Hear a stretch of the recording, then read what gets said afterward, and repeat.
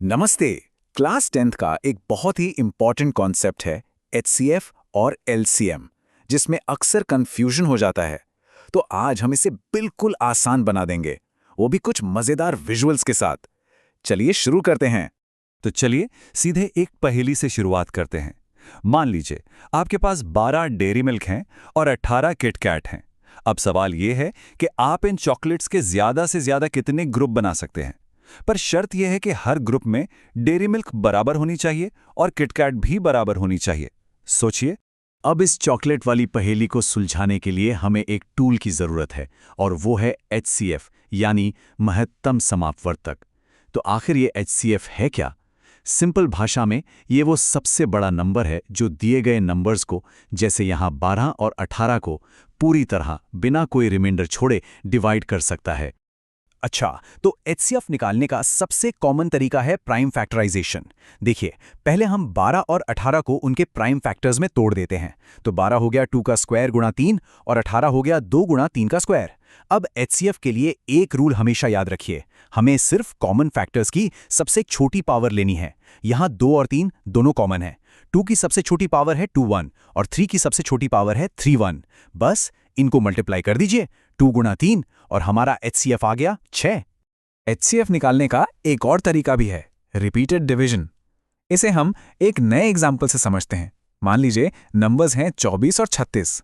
इसमें हम दोनों नंबर्स को एक कॉमन प्राइम नंबर से तब तक डिवाइड करते जाते हैं जब तक उनके बीच कुछ कॉमन ना बचे।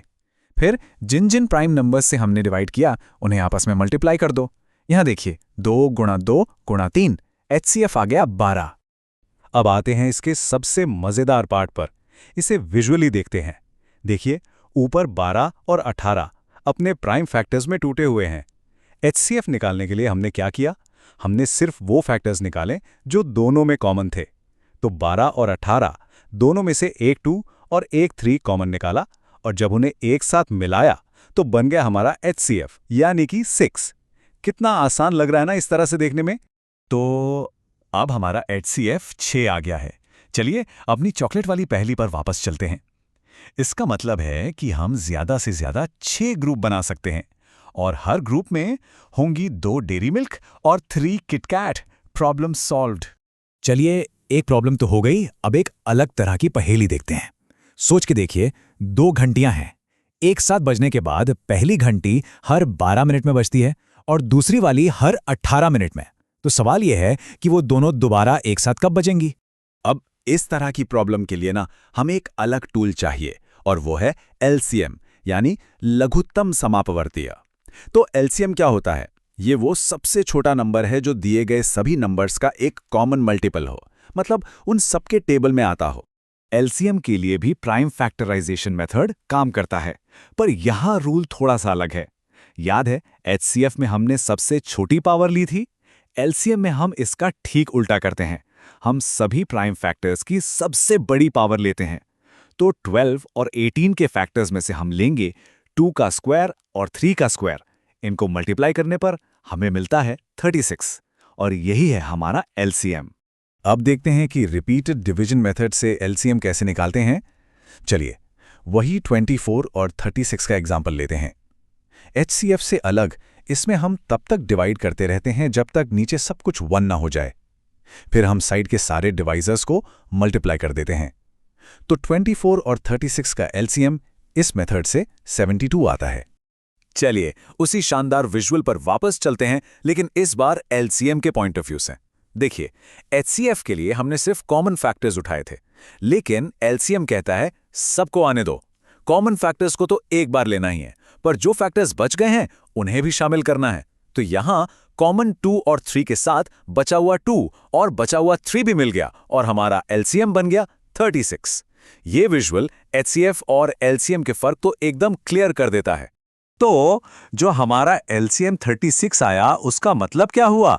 उसका मतलब ये हुआ कि दोनों घंटियां ठीक 36 मिनट के बाद एक साथ फिर से टिंग टोंग बजेंगी। देखा, एलसीएम ने फ्यूचर में होने वाली एक घटना का टाइम बता दिया। अब एक बहुत ही जरूरी और कह सकते हैं एक मैजिक फॉर्मूला। कोई भी दो नंबर्स के लिए उनके एचसीएफ और एलसीएम का मल्टीप्लिकेशन उन दोनों नंबर्स के मल्टीप्लिकेशन के बराबर होता है, यानी एचसीएफ मल्टीप्लाई बाय एलसीएम हमेशा प्रोडक्ट ऑफ द नंबर्स के बराबर होगा। ये बहुत पावरफुल फॉर्मूला है। पर क्या ये सच में काम करता है? चलिए अपने 12 और 18 वाले एग्जाम्पल से ही चेक कर लेते हैं। हमारा HCF था 6 और LCM था 36। इनको मल्टीप्लाई किया तो आया 216 और 12 को 18 से मल्टीप्लाई करने पर वो भी 216 ही आता है। तो हाँ, ये फॉर्मूला एकदम परफेक्ट काम करता है। तो अब सबसे ज़रूरी सवाल, कब HCF यूज़ करें और कब LCM? अक्सर इसी में कन्फ्यूजन होता है। तो इसे याद रखने का एक सिंपल तरीका है। अगर सवाल चीज़ों को बराबर ग्रुप्स में बांटने का है, मैक्सिमम साइज निकालने का है, तो HCF यूज़ करें। और अगर सवाल ये है कि अलग अलग टाइम पर होने वाली चीज़ें फ्यूचर में एक साथ कब होंगी, जैसे घंटियां बजना या रनर्स का मिलना, तो LCM का इस्तेमाल करें। HCF चीज़ों को डिवाइड करता है, LCM उन्हें फ्यूचर में मिलाता है। तो अब जब ये कॉन्सेप्ट्स क्लियर हो गए हैं, आपके लिए एक सवाल। जरा सोचिए, ट्रैफिक लाइट्स जो अलग अलग टाइम पर रेड होती हैं, वो दोबारा एक साथ कब रेड होंगी? या एक रेस ट्रैक पर अलग अलग स्पीड से भाग रहे रनर्स स्टार्टिंग लाइन पर दोबारा एक साथ कब मिलेंगे? इन सिचुएशंस को सॉल्व करने के लिए HCF का इस्तेमाल होगा या LCM का? सोचिए।